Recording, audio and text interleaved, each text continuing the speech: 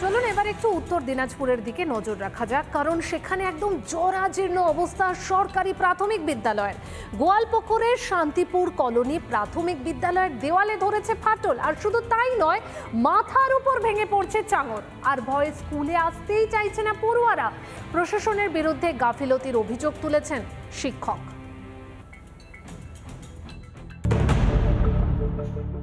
উত্তর দিনাজপুরের গোয়ালপুকুর 1 নম্বর ব্লকের নন্দঝাড় শান্তিপুর কলোনি প্রাথমিক বিদ্যালয়। ছাদ থেকে ভেঙে পড়ছে চাঙর, জীবনের ঝুঁকি নিয়ে চলছে পঠন পাঠন। প্রথমেই দ্বার রয়েছে, তার পাশেই যে ওয়ালটি রয়েছে সেই ওয়ালের ছবিটা আমি দেখাতে বলবো আমার ভিডিও জার্নালিস্টকে, যে সেই স্কুলের যে প্রাচীরগুলি তা কিন্তু ভেঙে ভেঙে পড়ছে, প্রতিনিয়ত ছাদ ভেঙে ভেঙে পড়ছে। স্কুলের যে সমস্ত শিক্ষকরা রয়েছে তারা আতঙ্কগ্রস্ত রয়েছে, কারণ এই স্কুলের ছাদ খালি ছাত্রছাত্রীদের উপরে ভেঙে পড়ছে না, বরং শিক্ষকদের উপরেও ভেঙে পড়ছে না। শিশুদের স্কুলে পাঠাতে ভয় পাচ্ছেন অভিভাবকরা। বাচ্চারা বলে থামি ওলাকে আমরা স্কুলে পড়তে যাব না, ছাদ ভেঙে পড়ে যাবে, না পড়তে দিলে তো অসুবিধা না। এখন কোন স্কুলে পাঠাচ্ছেন? এখন ওইদিকে স্কুলে পাঠাচ্ছি টাকা দিয়ে। মানে কবে ভাঙছি শুনছিলেন এর মধ্যে? হ্যাঁ শুনছি তো, এই মাস্টারদের মাথায় পড়ছে, ভেঙে ফেয়ে পড়তেছে, ওই জন্য তো বাচ্চা কাচ্চা আসতে দেয় না আমরা, তার জন্য অন্য স্কুলে চলে যাচ্ছে বাচ্চা কাচ্চা। স্কুলের অবস্থা খারাপ তো আছে, ভেঙে পড়তেছে না, আমাদের স্কুল তৈরি করতে হবে। হ্যাঁ ভালো হবে। প্রাথমিক বিদ্যালয়ে মোট পড়ুয়ার সংখ্যা 140। গরমের ছুটির পর সেই সংখ্যা অনেকটাই কমেছে। ছাদ ভাঙার আতঙ্কে আসছে না পড়ুয়ারা। বারংবার প্রশাসনকে জানিয়েও সুরাহা হয়নি বলে অভিযোগ।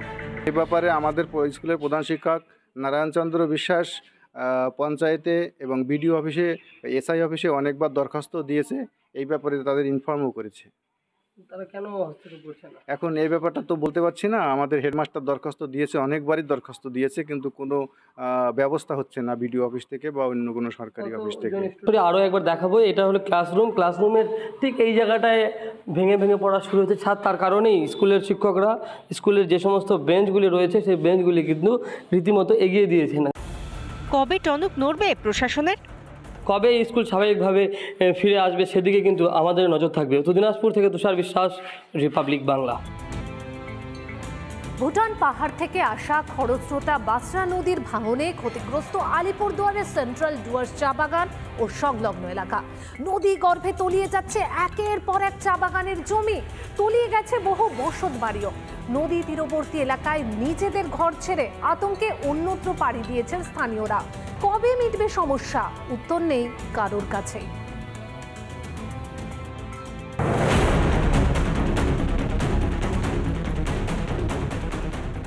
প্রতি বছর বর্ষার মরশুমে ভুটান পাহাড় থেকে নেমে আসা নদীগুলো আতঙ্কের কারণ হয়ে ওঠে মানুষের। ব্যতিক্রম নয় এই বছরও। বাসরা নদীর ভাঙনে রাতের ঘুম উড়েছে আলিপুরদুয়ারবাসীর। লাগাতার ভাঙনে তলিয়ে যাচ্ছে জমি, বাড়ি, চা বাগান। জঙ্গলের দৃশ্য না উপরে ছিল, করতে করতে ও দিল তো। আচ্ছা, অনেক জল আসেনি, অনেক জল তো বাদ নাই। দ্রুত বাঁধের ব্যবস্থা না করলে প্রাচীন এই সেন্ট্রাল ডুয়ার্স চা বাগান ধীরে ধীরে তলিয়ে যাবে বলেও দাবি ম্যানেজারের। থেকে 40 হেক্টর জমি অলরেডি নদীগর্ভে বিলীন হয়ে গেছে। তো এটা একটা সবচেয়ে, এবং আমাদের প্রচুর লেবার কোয়ার্টার যেগুলো কোম্পানির থেকে ওদেরকে প্রোভাইড করা হতো, অ্যারাউন্ড 35টা কোয়ার্টার গত বছর চলে গেছে, তার আগের বছর 12টা গেছে। এবং এই বছর যদি আমরা একটা সুস্থ মতন কোনো ব্যবস্থা না নিতে পারি, আরও হয়তো 16 থেকে 17টা ঘর আমাদের লেবার কোয়ার্টার নদীগর্ভে বিলীন হয়ে যাবে। আলিপুরদুয়ারের তৃণমূল বিধায়কও মানলেন পরিস্থিতি ভয়ানক। আন্তর্জাতিক স্তরে ভারত ভুটান যৌথ রিভার কমিশন করা জরুরি বলে মনে করেন তিনি। এটা আমাদের গোটা ডুয়ার্সের প্রতি বছরের একটা ভয়াবহ বিষয়, এবং আমি বারবার করে যেটা আপনাদেরকে বলছি, আমি এর আগেও অনেকবার বিধানসভায় এটা বলবার চেষ্টা করেছি, যে আমাদের এই ভুটান পাহাড় থেকে নেমে আসা নদী, এই নদী যেভাবে আমাদের ডুয়ার্সকে গিলে খাচ্ছে, সেটা আটকাতে হলে কিন্তু আমাদের আন্তর্জাতিক স্তরে Bharat Bhutan joint river commission করা খুবই দরকার। বিজেপি বিধায়কের দাবি, তিনি বাসরা নদীর ভাঙন নিয়ে বিধানসভাতেও সরব হয়েছিলেন, তবে প্রশাসন কোনো পদক্ষেপ নেয়নি। দেখেন আমরা এটা নিয়ে তো বাসরা নিয়ে আমি বিধানসভায় কথা তুলে ধরেছি, মেষপাড়া নিয়ে বিধানসভায় কথা তুলে ধরেছি, কিন্তু সরকার ওইটা নিয়ে কোনো পদক্ষেপ নিচ্ছে না, সেটা দেখা যাচ্ছে। সেই জন্য এখন ভয়ে আছে, বর্ষাকাল শুরু হচ্ছে, এখনও কাজ হচ্ছে না।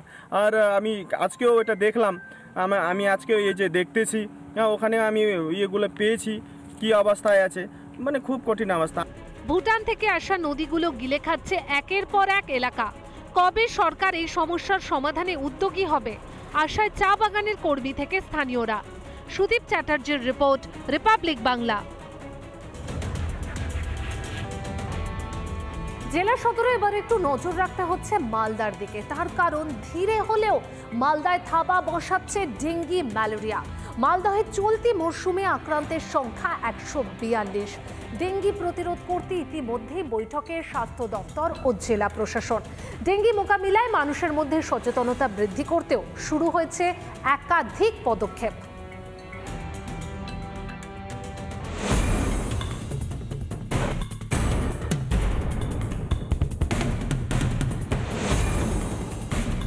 ডেঙ্গি নিয়ে চিন্তা বাড়ছে মালদায়। ইংরেজবাজার ও কালিয়াচক 1, 2, 3 নম্বর ব্লকে ডেঙ্গি আক্রান্ত রোগীর সংখ্যা সবচেয়ে বেশি। পৌরসভার পক্ষ থেকে বাড়ি বাড়ি গিয়ে সচেতন করা হচ্ছে নাগরিকদের। 18 নম্বর ওয়ার্ড, যে ওয়ার্ডে রীতিমতো পৌর কর্মীরা তারা কিন্তু বিভিন্ন এলাকায় সার্ভে করছেন, পৌর নাগরিকদের বাড়িতে যাচ্ছেন, তাদের সাথে কথা বলছেন, এবং 18 নম্বর ওয়ার্ডে যেটা আমরা দেখতে পাচ্ছি যে পৌর কর্মীরা তারা কিন্তু রীতিমতো যে ড্রেনেজ সিস্টেমগুলো, যে ড্রেনগুলি রয়েছে সেখানে কিন্তু তারা কিন্তু কেমিক্যাল ইউজ করছেন এবং পাশাপাশি ব্লিচিং পাউডারও কিন্তু দেওয়া হচ্ছে। মাননীয় মুখ্যমন্ত্রী আমাদেরকে ইতিমধ্যেই বিভিন্ন ইনস্ট্রাকশন দিয়েছেন, যে ইনস্ট্রাকশনগুলো আমরা ফলো করছি।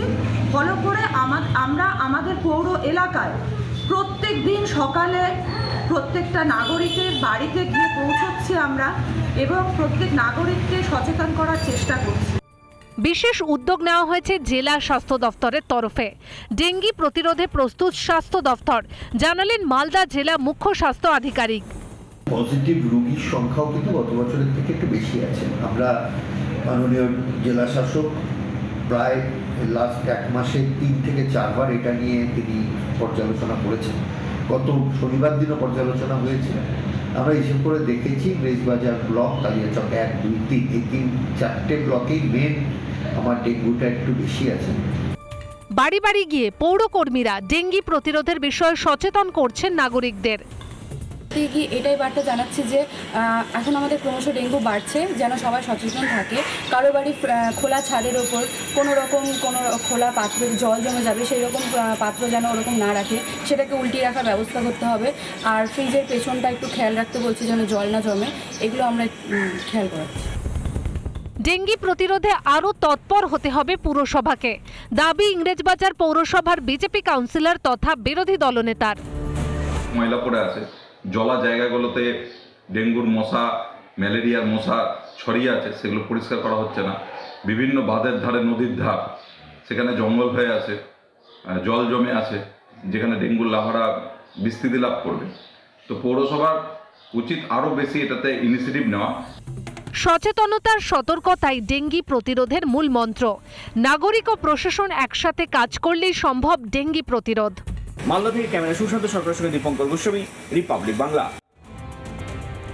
সুখাদ্য দিতে যেন হাত কাঁপে আমাদের এই রাজ্যের, তাই রেশন নিয়েও হচ্ছে দুর্নীতির অভিযোগ। সুখাদ্যের বদলে ভেজাল খাদ্য সামগ্রী পরিবেশিত হয় রেশনে। এই দেখুন না, লোকসভা ভোটের আগেও তো এই অভিযোগ ছিল, ভোট মিটতেও ফের সেই অভিযোগই। পোকা ধরা চাল, আটার বদলে ভুসি দেওয়া হলো দেগঙ্গার একটি রেশনের দোকানে। দেখুন ঠিক কি কি সামগ্রী দেওয়া হলো রেশনের দোকানে।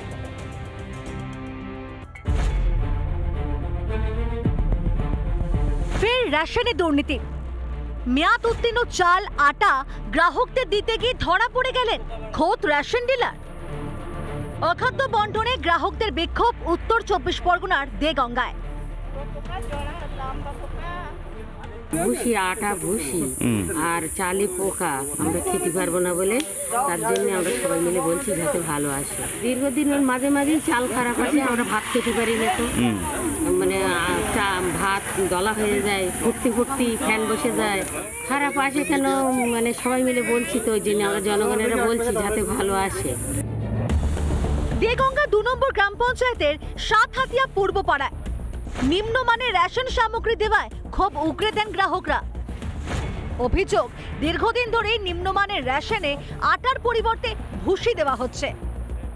আমাদের যে রেশনের যে আটা দিচ্ছে আটার ভিতরে সব ভুসি দেখা যাচ্ছে, হ্যাঁ পোকা, এর জন্য আমরা প্রতিবাদ করছি। গ্রাহকদের ক্ষোভের মুখে পড়ে ভুল স্বীকার করেছেন রেশন ডিলার। তার দাবি গোডাউনে 40 বস্তা আটার প্যাকেট এসেছে আর সেই আটা নিম্নমানের। রেশন সামগ্রীর ফেরত নেওয়ারও আশ্বাস দিয়েছেন রেশন ডিলার। আটাটা এবারে দেখছি নিম্নমানের, কোনো আগের বারে অতটা খারাপ ছিল না, এবারে তাদের পোকা সেটা আমি বলতে পারবো না, এটা গোডাউন থেকে যেরকম আসে। আপনারা জানিয়েছেন যে আপনারা এখানে গোডাউনে এবার যে মালটা এসছে খারাপ মাল এসছে? হ্যাঁ, এবার জানানো হয়। বাংলা জুড়ে দুর্নীতির অভিযোগের শেষ নেই। কখনো রেশনে দুর্নীতি, কখনো বালি, গরু পাচার, আবার কখনো চাকরি নিয়ে দুর্নীতির অভিযোগ।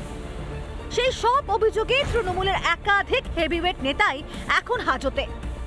আর ভোট মিটতেই ফের দেগঙ্গার সামনে এলো রেশন দুর্নীতি। দেগঙ্গা থেকে টিটপ বিশ্বাসের রিপোর্ট, রিপাবলিক বাংলা।